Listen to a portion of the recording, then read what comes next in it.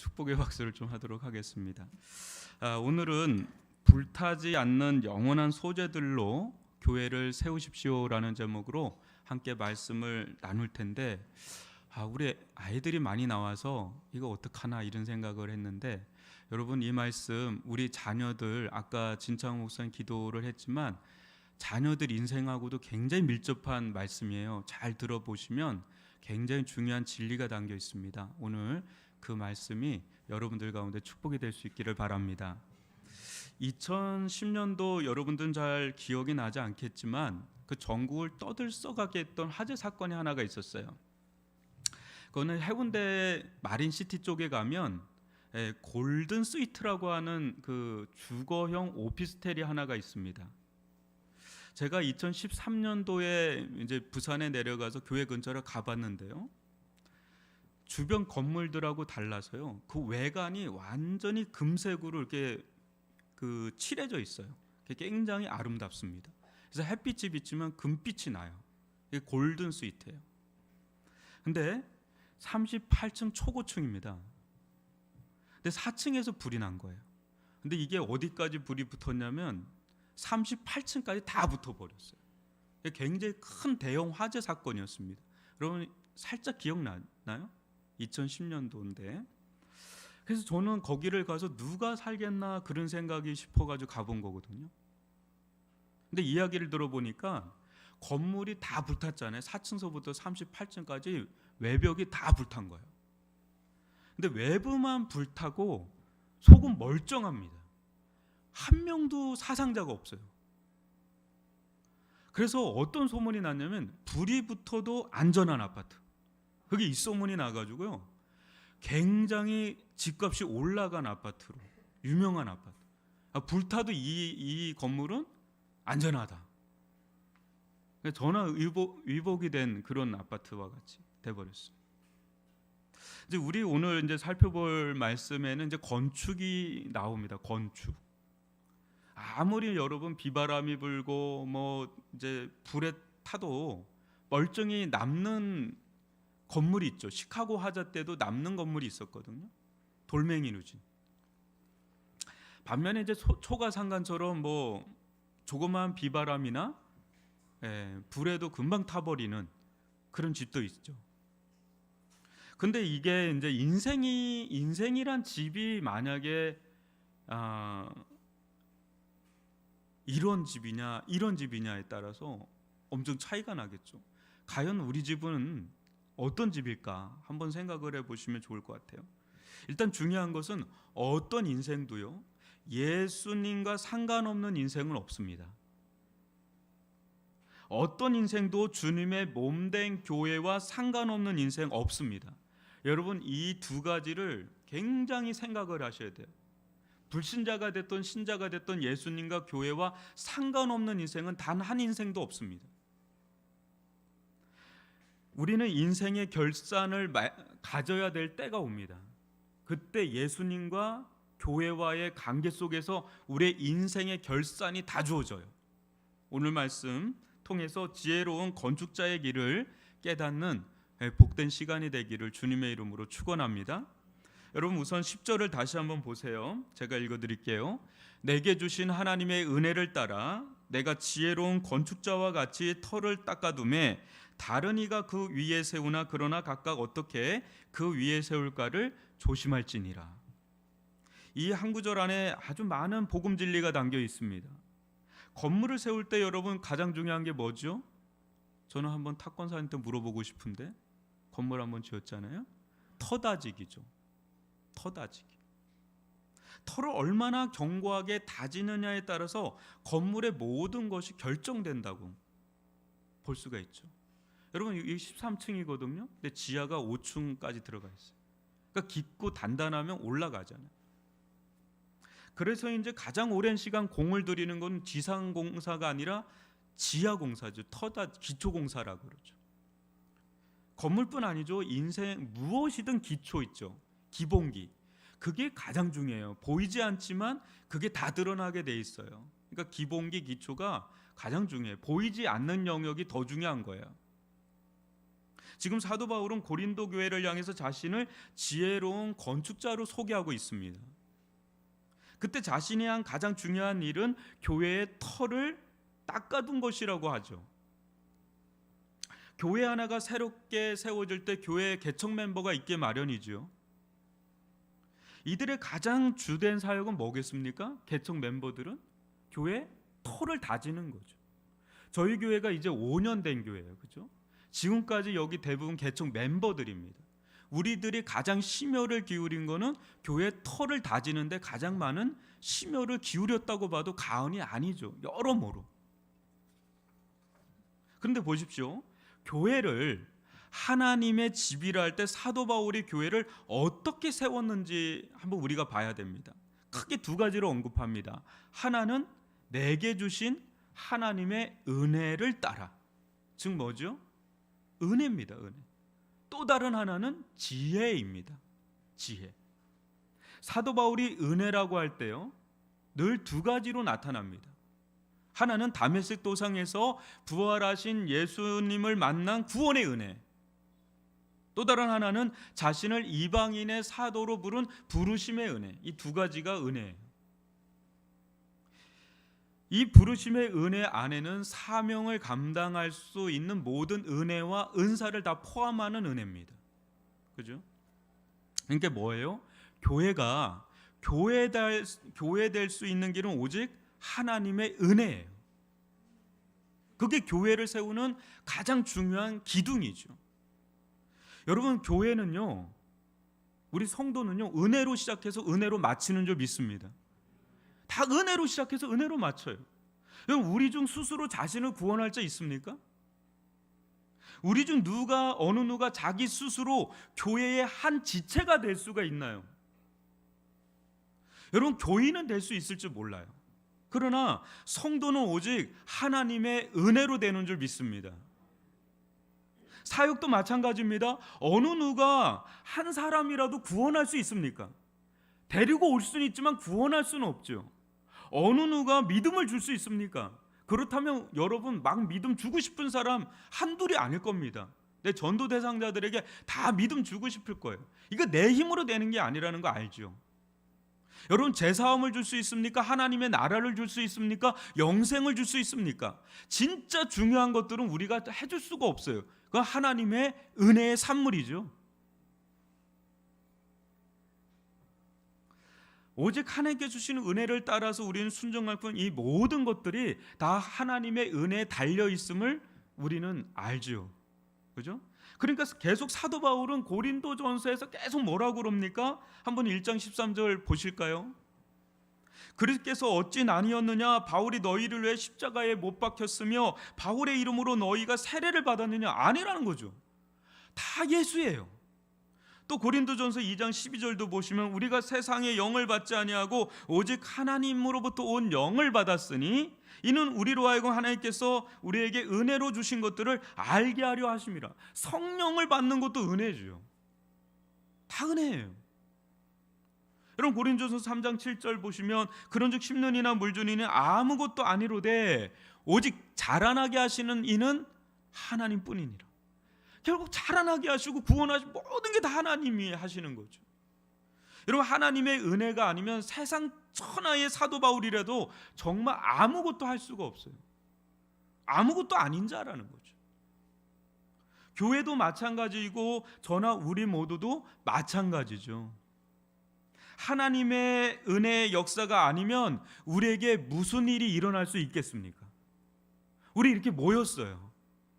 이게 모인다고 다 되는 게 아니죠. 그죠? 모이는 것까지는 할 수 있죠. 근데 한 발자국도 못 나가죠. 하나님 은혜 주시면 그때 우리는 한순간에도 에베레스트 산까지 올라가 버리는 거죠. 쉬우면 굉장히 쉬워요, 교회는. 근데 어려우면 용을 써도 어려운 데가 교회예요. 세상 일은 안 그렇거든요. 용 쓰면 되거든요. 근데 교회는 안 그래요. 했다 하면 하나님 은혜 주신 모든 게 다 풀려요.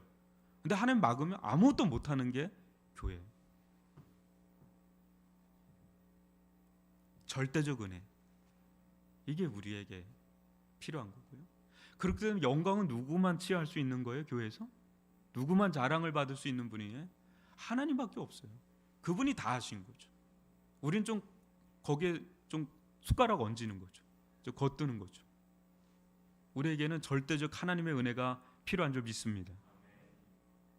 고린도전서 15장 10절 보면 그러나 내가 나된 것은 하나님의 은혜로 된 것이니 내게 주신 그의 은혜가 헛되지 아니하여 내가 모든 사도보다 더 많이 수고하였으나 내가 한 것이 아니요 오직 나와 함께 하신 하나님의 은혜로라. 은혜로 시작해서 은혜로 마치는 그런 복된 성도들 교회 되시기를 주님의 이름으로 축복합니다. 저는 우리 위례중앙교회를 위해서 기도할 때 저를 포함해서 우리 모든 성도들 가운데 하나님의 은혜가 흐르기를 바랍니다. 그 가정 가운데도 다른 거 없어요. 하나님의 은혜의 강가가 강물이 흐르기를 바랍니다. 우리 위례중앙교회는 하나님께서 은혜를 베풀어 주셔서 하나님의 은혜로 세워져 나가는 그런 교회가 될 수 있기를 바랍니다. 기초도 은혜고 세워지는 것도 은혜로 세워지기를 바랍니다. 그게 교회가 교회되는 척경이다라는 거죠. 여기 지혜도 마찬가지입니다. 교회는 지혜로 아름다워지고 지혜로 견고하게 세워지는 겁니다. 고린도 교회는 두 가지의 지혜가 충돌하고 있었습니다. 하나는 세상의 지혜고 또 다른 하나는 하나님의 지혜입니다. 그런데 이때 당시 고린도 교회는 하나님의 지혜가 아닌 세상의 지혜가 더 득세했던 그런 모양이에요. 이때부터 교회 안에 시기와 어떤 다툼, 분쟁과 분열이 끊어지지가 않았던 겁니다. 한마디로 교회가 하나님의 집으로 세워지기보다는 어떤 균열이 일어나고 붕괴가 일어나는 일들이 생겨버린 거죠.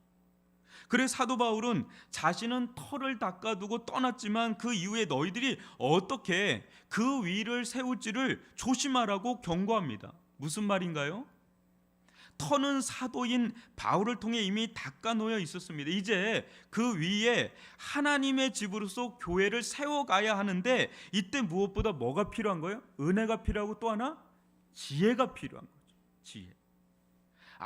아무리 여러분 은혜를 주어도요 지혜롭지 못하면 그 은혜를 다 쏟아버리는 거죠. 여러분 집을 하나 접은 분은 아실 거예요. 얼마나 골머리를 썩이면서 그 집을 한두 개 신경 쓸 게 한두 개가 아니죠. 그거를 얼마나 그죠? 그렇다고 해주세요. 탁권사 얼마나 신경 썼는지 모른다. 그렇잖아요. 엄청 신경 써야 되죠. 집 하나가 그냥 세워지는 게 아니거든요. 지혜가 필요해요. 그럼 참된 지혜가 뭐냐? 그 11절 말씀과 관련이 있거든요. 한번 보십시오. 이 닦아둔 것 외에 능히 다른 터를 닦아둘 자가 없으니 이 터는 곧 뭐라 그럽니까? 예수 그리스도라. 사도 바울이요 교회의 터로 닦아놓은 것은 절대 자신이 아니에요. 오직 누구예요? 터로 닦아둔 예수 그리스도이십니다. 근데 이 고린도 성도들은 어느 순간에 그릇된 세상 지혜에 오염되고 말아요. 그때 세상의 인본주의 사상이 교회 안에 흘러 들어온 거예요. 그때 오염되고 흘러 들어올 때 어떤 일을 한 거예요? 나는 바울파다, 나는 아볼로파다, 나는 게바파다, 나는 그리스도 직통 계시파다 만 하면서 파당이 막 생기기 시작. 원래 안 그랬는데 이게 갑자기 이런 파당이 막 생겨버리는, 한 몸으로 부름받은 자들이 갈갈이 찢겨지는 아픔과 고통이 생겨버린 거예요. 이때 교회가 하나님의 뜻대로 세워지기는커녕 무너지기 시작을 한 거죠. 너무 안타까운 상황이죠. 사랑하는 성도 여러분, 교회를 세우는 참된 지혜가 뭡니까?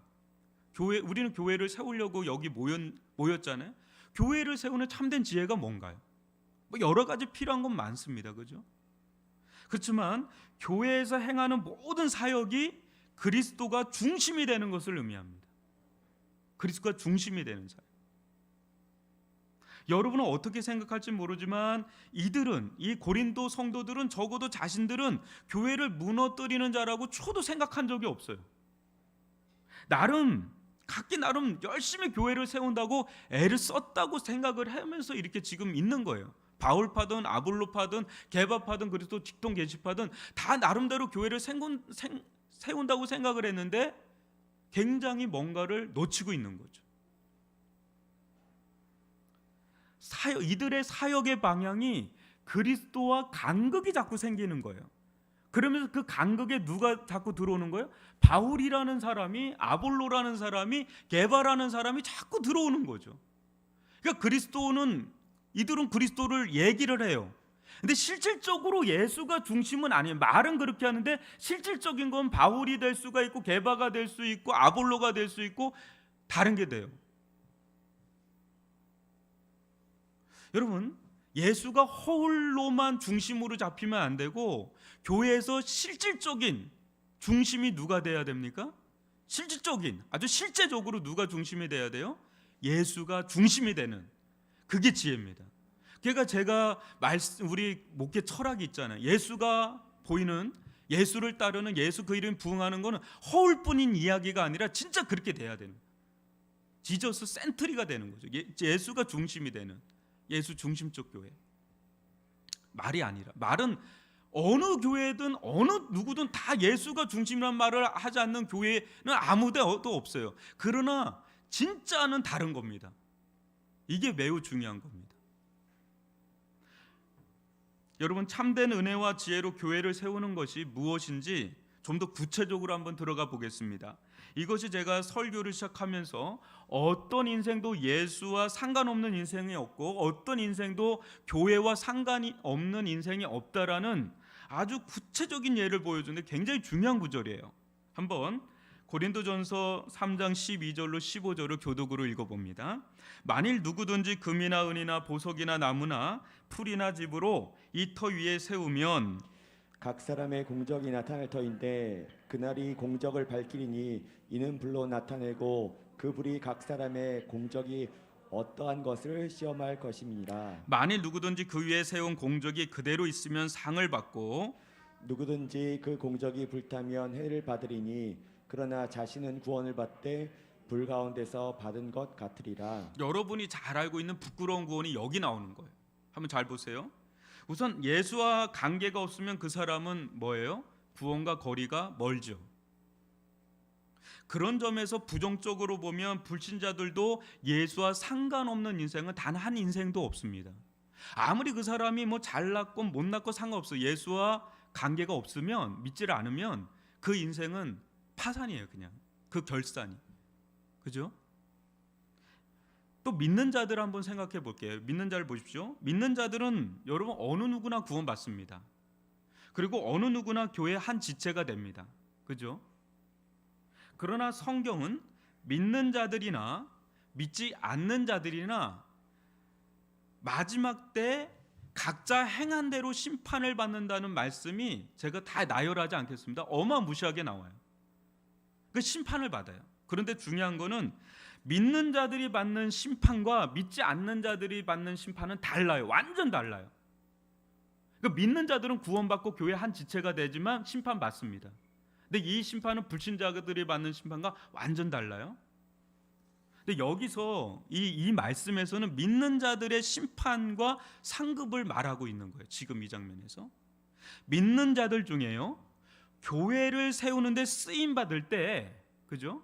어떤 이들은 금이나 은이나 보석 같은 섬김으로 쓰임 받는 자들이 있고 그 상을 받는다고 나와요. 근데 어떤 이들은 나무나 풀, 집으로 섬겨서 아무것도 받을 것이 없는 자로 구원만 받는 자도 있을 거라고 나오는 거예요. 두 종류의 그리스도인을 얘기하고 있는 거예요. 그런 점에서 믿는 자들의 인생은 절대 예수와 교회와 뗄래야 뗄 수 없는 관계에 있어요. 믿지 않는 자들도 그렇지만 믿지 않는 자는 아예 논하질 않아요. 여기서 믿는 자들의 인생 자체가 예수와 교회와 매우 밀접해요. 여러분 열심히 살잖아요. 그죠? 열심히 살잖아요. 그거 왜 열심히 사는 거야? 내 인생에 어떤 목적이 있잖아요. 결산이 있잖아요. 그걸 향해서 달려가는 거잖아요.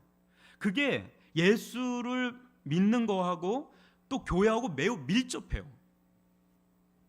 이것을 복음적인 눈으로 보면 너무나 놀라운 은혜인데요, 만약에 이거를 좀 세상적이거나 율법적인 눈으로 보면 억압과 강압으로 들릴 수도 있어요. 아, 이거 뭐야? 아, 목사님 교회 열심히 섬기라고 하는구나. 그래서 지금 사도 바울이 이들 가운데 막 두려움을 심어서 막 심판이 있을 거다, 또 마지막 날에 불이 임하면 다 타버리면 너희들 그냥 쪽박이다. 뭐 이런 거 해서 막 이제부터 너희들 정신 제대로 차리고 열심히 섬겨라. 막 이런 식으로 받아들이면 안 돼요. 그런 식으로 하려고 하는 게 아니라 이 말씀의 저희는요, 참된 은혜와 지혜에서 벗어나 있는 이 고린도 성도들 있죠. 그들을 올바른 길로 돌이켜서 하나님께서 주시는 풍성한 복락을 제대로 누리도록 주는 처방전으로 받아들여야 돼, 이 말씀. 그래서 한번 여러분 한번 보십시오. 금, 은, 보석이 나오거든요. 그건 뭐냐? 풀, 뭐 집, 나무, 이게 뭐냐? 여러분, 먼저 마지막 하나님의 불이 임할 때 그 풀, 나무, 집은 다 타버린다 그러잖아요. 그게 뭐냐 이거예요. 한번 보세요. 구원은 받았습니다. 그죠? 근데 풀이나 나무나 짚으로 이렇게 한 이들이 어떤 자들이냐면 고린도 성도들처럼 육신에 속한 자들처럼 행하는 걸 말해요. 이 본문에서. 이들은 세상의 지혜를 따라서 누굴 쫓아요? 사람을 쫓았던 거죠. 그때 시기와 분쟁을 일삼고 교회를 섬긴다는 것이 오히려 교회를 무너뜨리는 꼴이 되고 말았죠. 교회를 섬기는 이들 중에는요, 어떤 이들은 자신의 명예를 또 이익을 어떤 쉼을 추구하기 위해서 섬기는 자들이 있어요. 그게 풀이나 나무나 집과 같은 겁니다. 그래서 우리 교회는 안 그런데 어떤 교회는 장로를 안 주면 떠납니다. 그리고 권사직을 안 줘서 떠나는 분들이 있어요. 그 속 중심에 진짜 예수님과 인격적인 관계가 맺혀 있나를 돌아봐야 되는 분들이죠. 그릇된 동기로 섬길 때 그 모든 것은 아무리 섬겨도 교회를 세우는 게 아니고요, 우리 주님은 우리의 마음의 중심을 아시는 분이시죠. 그릇된 중심으로 섬길 때 오히려 문제를 일으키는 일들이 일어나잖아요. 그죠? 교회 생활을 하다 보면. 근데 그런 것들이 다 풀, 나무, 집과 같은 거죠. 중요한 것은요, 마지막 날에 하나님의 불이 임하면 다 사라지고 그릇된 동기. 우리의 마음이 순전한 마음이 아니라 그릇된 동기로 하는 건 사람은 속일 수 있지만 하나님은 속일 수가 없어요. 그래서 마지막 때에 그 불이 임하면 그게 다 타버리면 그것처럼 낭비된 허망한 게 없는 거죠. 여러분, 금이나 은, 보석 같은 섬김은 마음의 중심이 사람이 아니라 누가 중심인 거예요? 예수 그리스도가 중심인 거예요. 그래서 예수 그리스도가 중심인 걸 다 아는데 어떤 마음이냐면 예수 그리스도를 기쁘시게 하고 싶어서 자발적으로 섬기는 삶을 말해요. 그래서 이 고린도전서 후서의 맥락에서 보면 고린도 후서 5장 9절을 보면 한번 읽어볼까요? 같이. 너무 중요한 구절입니다. 그런즉 우리는 몸으로 있든지 떠나든지 주를 기쁘시게 하는 자가 되기를 힘쓰노라. 여러분, 사람 기쁘게 할 필요 없어요. 그냥 주님 기쁘게 하다 보면 사람도 같이 덩달아서 기쁘게 되는 거예요. 그러니까 주님과의 관계가 그렇게 중요한 거예요. 자발적으로 내가 주님을 기쁘시게 하고 싶은 거야. 너무너무 주님을 너무너무 기쁘시게 하고 싶은 그 마음의 순전한 동기, 그런 사역, 그 속에 누가 드러나요? 교회에서? 나는 주님을 기쁘시게 하고 싶으니까 주님이 자꾸 주목이 되고 주님이 자꾸 드러나는 거죠. 이게 매우 중요한 겁니다. 또 예수를 진심으로 사랑하는 마음으로 섬기는 삶입니다. 한번 고린도후서 5장 14절도 같이 읽어봅니다. 그리스도의 사랑이 우리를 강건하시는도다. 우리가 생각하건대 한 사람이 모든 사람을 대신하여 죽었은즉 모든 사람이 죽은 것이라. 사람의 어떤 칭찬, 또 어떤 인정, 또 불순한 동기, 어떤 정욕, 인기, 뭐 이런 것들은 어떻게 보면 영적인 유아기라는 거죠. 베이비. 그러니까 신앙이 좀 어릴 때는 토닥거려주고 뭐 이렇게 좀 세워져야 돼요. 근데 점점 자라면 이제 그것에 연연해서 섬기는 게 아니라 그리스도의 사랑이 막 날 주장하죠. 그리스도의 은혜가 막 나를 주장하죠. 주님과 인격적인 관계에서 그분을 기쁘시게 하고 싶은 거죠. 여러분, 누군가 사랑을 하잖아요. 누군가 사랑을 할 때 그 사랑을 할 때 그 사람이 뭐라고 얘기하는 걸 들어주는 게 어렵나요? 쉬우나요? 그게 어렵지 않아요. 손자가, 우리 애들이 왔는데 손자가 뭐 해달라 그러면 우리 장로님 뭐 어렵습니까? 어렵지 않아요. 여건이 안 돼서 그렇지 마음은 뭐 하늘 끝이죠. 뭐래든 해주고 싶죠. 그게 중심이 뭐예요? 기쁜 거예요. 그 애만 봐도 기쁘고 그 애가 너무 사랑스러운 거예요. 눈에 넣어도 아프지 않을 만큼 너무 좋은 거예요. 거기서 나오는 어떤 행위들이 너무너무 그게 아름다운 거잖아요. 주님 다 아신단 말이에요. 주님이 우리가 기뻐해서 사랑해서 하면 그게 주님의 말씀들이 그렇게 어렵지 않아요. 너무너무 좋으니까, 너무너무 기쁘니까, 너무너무 사랑하니까. 거기에서 나오는 그런 성김들이 다 금과 은과 보석 같은 성김들. 찬양을 해도 예배를 해도 성겨도 그냥 주님이 너무 좋은 거야. 주님이 너무 기쁜 거야. 주님이 너무 사랑하는 거야. 그런 순전한 마음으로, 그러니까 그분을 위해서 자발적인 자유로운 마음이에요. 누가 뭐 시켜서 그게 아니라 너무 자유로운 마음으로 자발적으로 막 섬길 때 그건 주님도 알고 우리 주변도 알고요. 그때 거기서 드러나는 분은 누구예요? 자, 예수가 드러나죠. 난 주님과의 관계가 너무 좋으니까.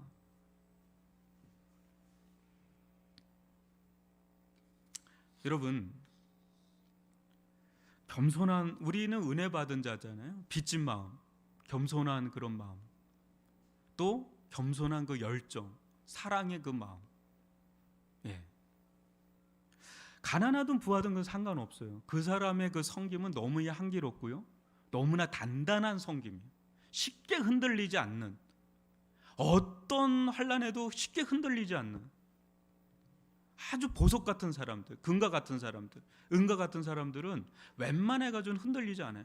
아주 묵묵해요. 변함이 없어요. 늘 그 자리에 있고, 늘 그 자리에서 있는 듯 없는 듯, 왼손이 하는 거 오른손 모르듯, 있는 듯 없는. 그런데 너무나 기쁨으로, 자원하는 마음으로, 순종하는 마음으로, 경외하는 마음으로 막 섬길 때, 그거는요 말하지 않아도 하나님이 아시고 주변도 알고. 근데 그 사람은 하나님의 불이 임해도 그거는 타지 않는 영구한 상, 그런 상으로 하나님 나라의 상급이 있는 그런 인생이 될 줄 믿습니다. 여러분, 우리가 이 세상의 거는 언젠간 다 놓고 가는 거 아니에요? 그 죽을 때 우리 여러분 싹 놓고 죽는 거 알죠? 이렇게 손을 이렇게 하는 사람은 죽어도 못 놓겠다 이런 사람이거든요. 근데 이렇게 놔요. 결국은 다 놓잖아요. 록펠러도 제발 내 손 좀 간 밖에 내달라 그러잖아요. 나 같은 사람도 이렇게 아무것도 없고. 여러분, 거기에 있어야 돼요. 진짜 하나님 나라의 상급이 있어야 돼요. 근데 금과 은과 보석 같은 섬김으로 일관된 사람, 교회를 교회답게 세운 사람, 그 사람 가운데는 영구한 하늘의 상급이 있는 줄 믿습니다. 가장 큰 상급이 뭔지 알아요? 주님의 칭찬이에요. 성경으로 보면 잘했다 충성된 종아, 내가 작은 일에 충성하였으니 내게 많은 것을 맡기겠다. 여러분에게 주어지는 작은 거 있죠, 그 기쁨으로 감당하는 종들이 되시길 바랍니다. 주보 한 장을 넘겨줘도 정말 주님 섬기는 마음으로 하면 그거 주님이 다 아세요. 예배를 섬기는 것, 또 인사하는 것, 전도하는 모든 우리의 삶 자체가 다 하나님과 연결되어 있다는 것을 여러분 꼭 믿으시기를 바랍니다. 여러분, 그런 자들에게 썩지 않는 면류관, 의의 면류관, 생명의 면류관, 영광의 면류관 하나님 주신다고 약속을 주십니다. 여러분, 마지막 우리는 심판대 앞에 설 거예요. 하나님의 심판대 앞에 우리는 다 설 겁니다. 저도 그렇고 여러분도 그렇고.